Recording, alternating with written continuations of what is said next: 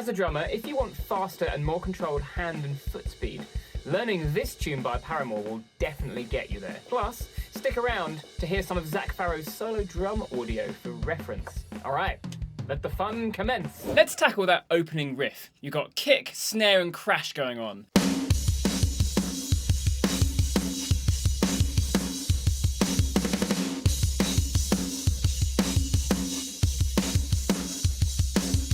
Let's go hands first.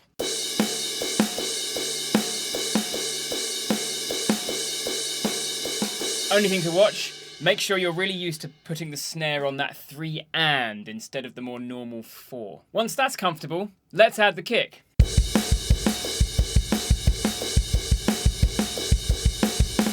Now if you can just do that, if you can just play it, great. Skip to this time code right here. But if not, let's build it up in layers. Layer 1. Let's hit those first 2 kicks only and leave out the rest. So you'll get this.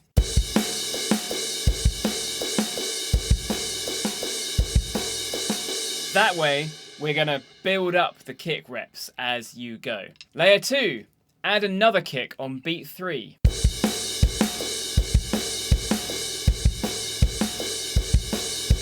That's a minimum viable beat to this section. You could play along with that. But now we go to layer 3 and it officially levels up here. Now we're getting into more intense kick doubles. You're going to add this kick right after your first snare hit on 2 and. So we're going to get 1 and 2 and 3 and. So this nice string of notes. Let's put it together with the crash now. If it's a challenge, start slowly and then gradually increase the speed.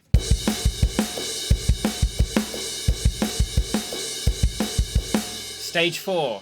Add that final kick right at the pattern's end on 4 and.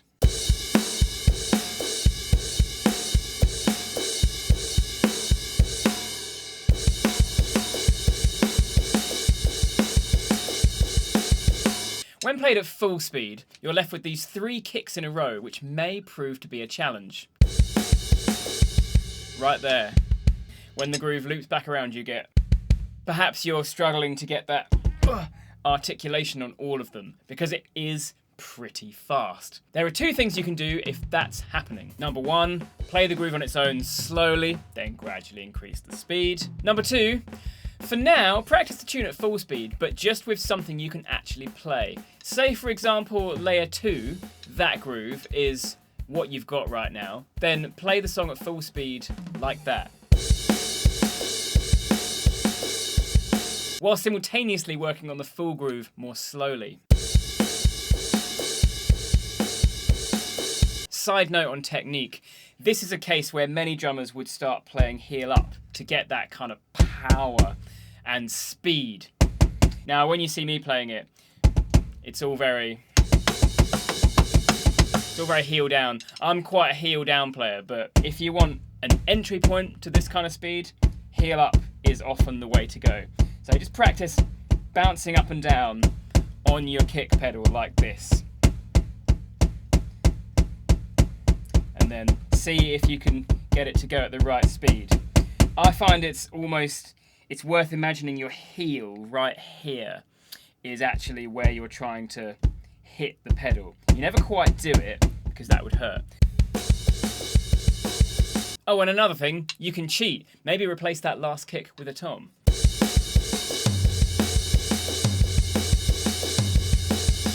Much easier. Oh, speaking of, let's have a look at that. Zooming out, there are 8 repeats of that pattern, 8 bars in this riff section. The 4th and 8th times are different. There's some kind of fill going on. So let's look at this nice snare fill on bar 4. Just 5 strokes. Very, very simple. So that will come after. You'll get 1 and 2 and da da da da da. So if that's a little tough to get into, just practice it slow. Then you'll get to play it at speed.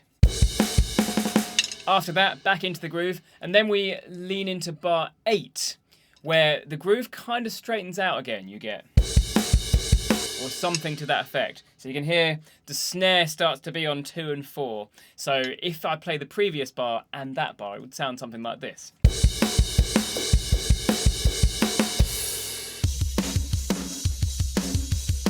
and then you're into the verse.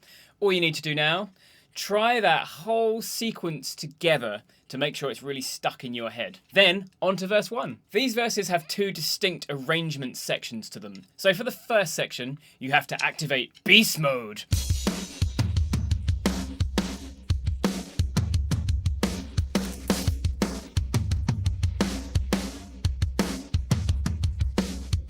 The strokes you make on the snare with your hands are a flam. 2 strokes played slightly apart. It's how drummers get that big, huge rock sound. Then, either flam around the toms or play 2 toms at once. Now the second half, slightly different because Paramore love to mess with us. Same first part, different ending. Now we have...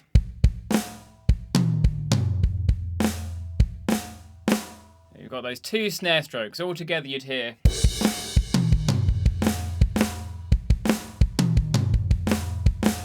Now let's look at the second arrangement section. You hear how it's basically the same kind of deal, but it's changed a little bit.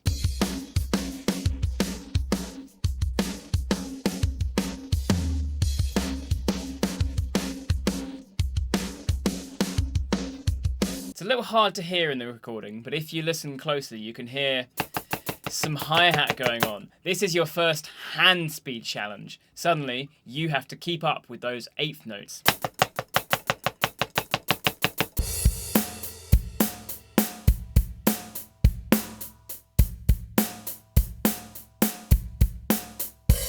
Now notice we've got this cheeky open in the last bar, right on beat 3. And then you go down to a floor tom and a snare at the end. It's kind of hard to pick out in the recording, but I hear it there. I think it's a nice touch. So you have... You can practice that as an isolated little bit if it's tough. Then put it all together at speed.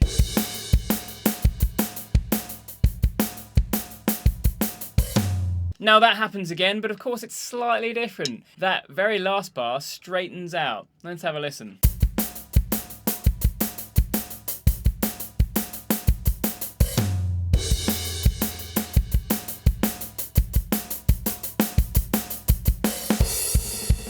Speaking of that build-up, first bar, your kick pumps on every strong beat and you just play 16th notes on the snare. However, make sure to start quietly and then get louder to end with this real smack on the snare that leads into the next bar. This next bar is a phrase that happens in the tune a lot, so it's worth learning now. That's it, and make the snare a nice flam at the end. That's unfamiliar, just practice it around a few times. Let's hear it all together. And then you're ready for that chorus! Ah!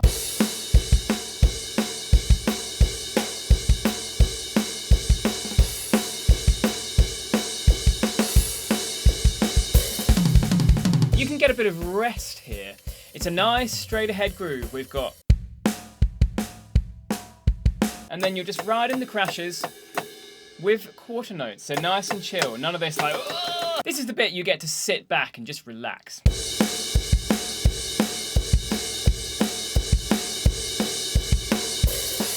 However much oomph you want to put into it. But it is a fast rock song, so, you know, give it something. But don't hurt yourself. However, this chorus also has distinct arrangement sections, so that's how it starts. Of course, it then changes. Let's look at the next section and what the arrangement is and what the drums play. Kick on every quarter note. Hi-hat on every quarter note. And snare on beat 3.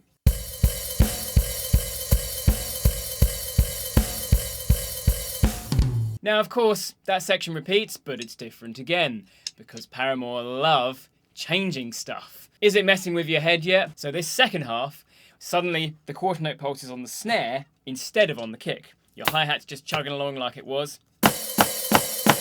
Now your kick has these accents.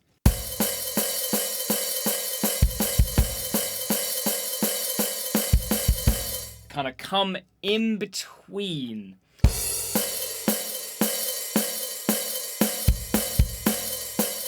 Let's just look at that again. And now we have a stop coming up that ends the section. Let's look at that fill, because I feel like that's a more important one.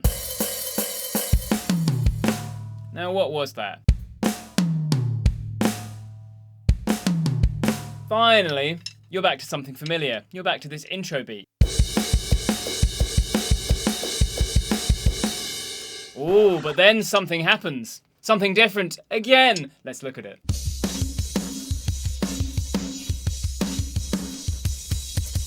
Let's look at these pattern of hits. You have... So I'll just put a count through that so you can hear where they hit.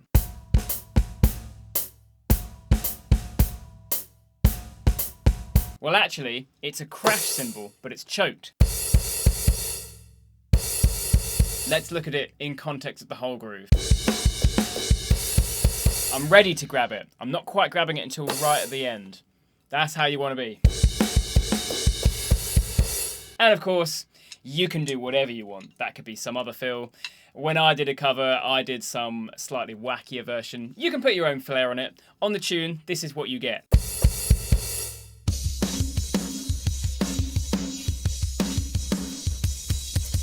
Congratulations, you've covered so much. You've done so well. And honestly, this is the meat of the tune. Pretty much everything then just repeats. You have the verse again, very similar, not the same. You have the chorus again. So you've done the bulk of the work. If you've got this far, you can pretty much play the tune, but there is one more section to look at. Well, of course, it's a pop song, so there's a nice pop bridge in there. Let's look at what that has in store for you. But first, let me play through everything we've learned for you, so you can see the whole song in action. If you're itching to get to the bridge and the rest of the song, just skip to this time code.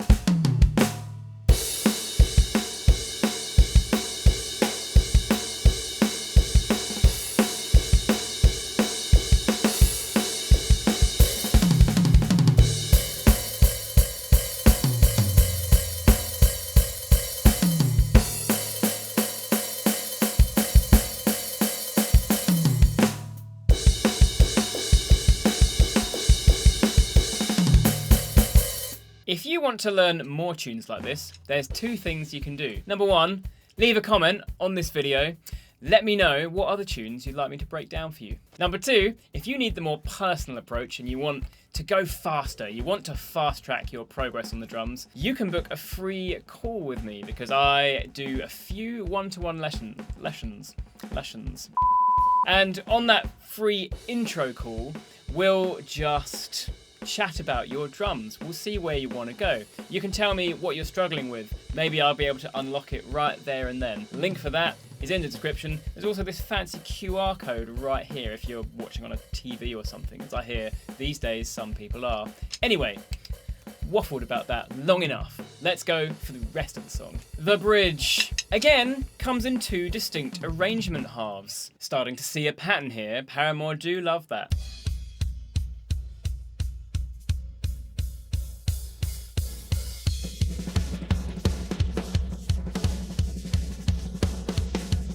What have we got? We've got kick pumping on those quarter notes, and we have this nice fast hi-hat. Now your hands have had a bit of a workout in the verses. This is where they really get challenged. This bridge, you've got a lot of eighth notes with that right hand or with that left hand, depending on which way you want to play it. In essence, the first part of the bridge is this.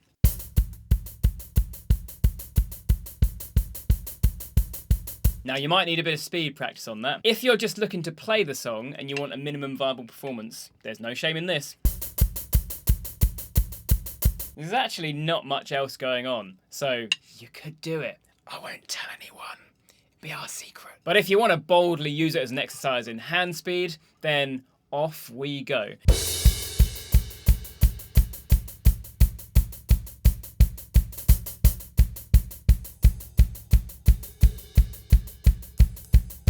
The real key part is that you gradually open this hi-hat throughout the whole bridge until you get to the neck section, which we'll get into in a moment. This, again, doesn't quite come through on an electric kit. It's just not the same. If you're there on an acoustic kit, you want to start out nice and tight on the hi-hat, and then gradually let it loose until you're as trashy as you can be. Then we transition on to the snare.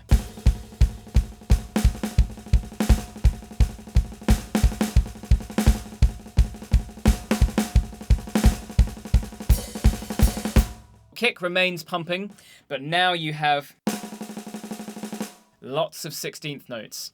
Alternate hands, kick pump, but you'll notice there are some hits, some accents. Let's break that down.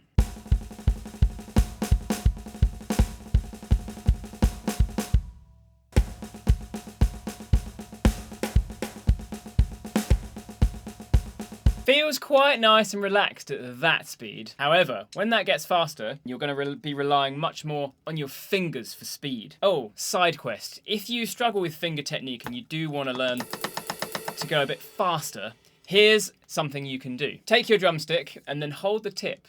Stretch your arm out and then pull your stick upwards like that. Now you see you have to support the stick with your fingers. Now just let gravity drop it, just like that. You're holding the stick here between thumb and forefinger like you should, and then it's this finger movement that you'll need to pull it back up. That is the movement that you want for finger technique.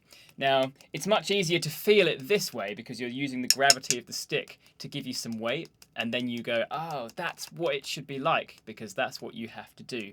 You get this kind of motion. Then, back the right way around, see if you can still replicate it. Now, there are many people that can play way faster than that, but you do you, you know? You just have to beat you yesterday. That's all you gotta do. So when you're ready, try playing that bridge at speed. This is also a crescendo, so before the stop, in that last bar, you're gonna bring the volume up. Actually, speaking of the stop, let's listen to that.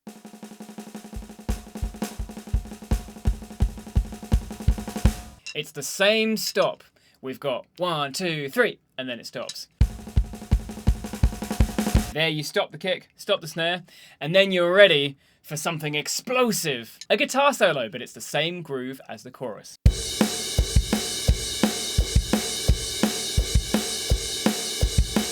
Then, suddenly, we have some interesting variations. This is where your foot will be challenged, severely challenged. Let's look at it.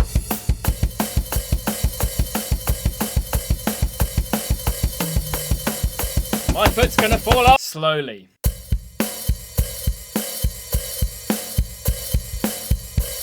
See if you can get that heel technique working for you. If you can't quite fit in all those notes, play it at speed, but something you can do. How about...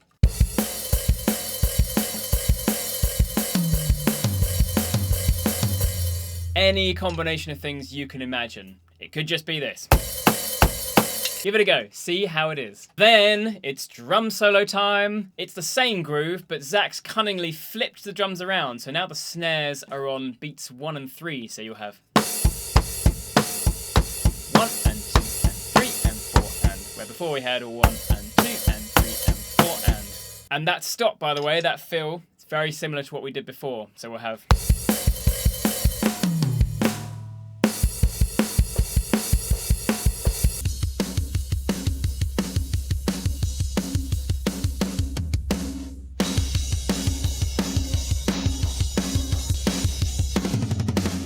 nice and slow, and then build it up.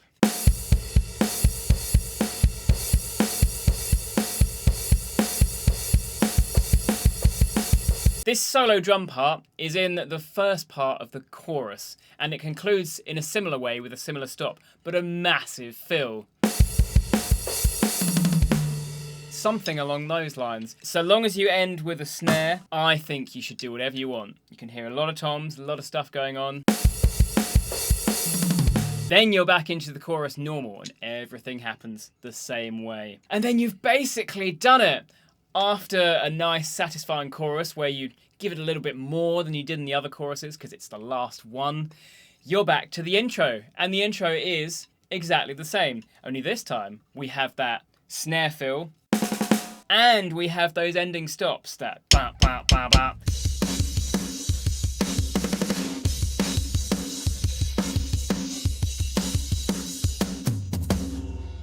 Then you've got it, and you can play the whole tune. Last thing before we go, let me play through that whole section, that bridge part and the end that we just covered, so you can see it in action.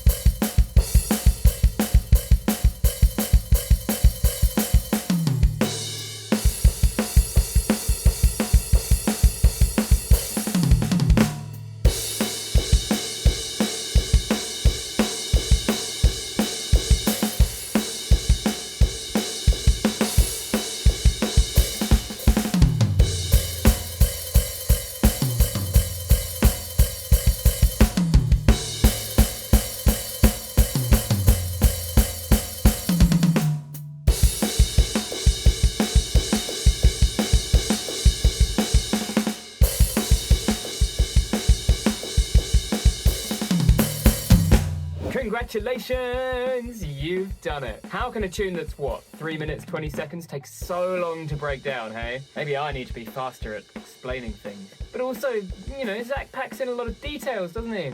If you're a fan of Paramore and Zak Farro, their drummer, I've made a video about why the drums in this tune are so interesting and why they work, despite the fact that this is just a simple pop rock tune on the surface. And I'll show you how you can apply these ideas to your playing right now. The video is here, and I'll see you there.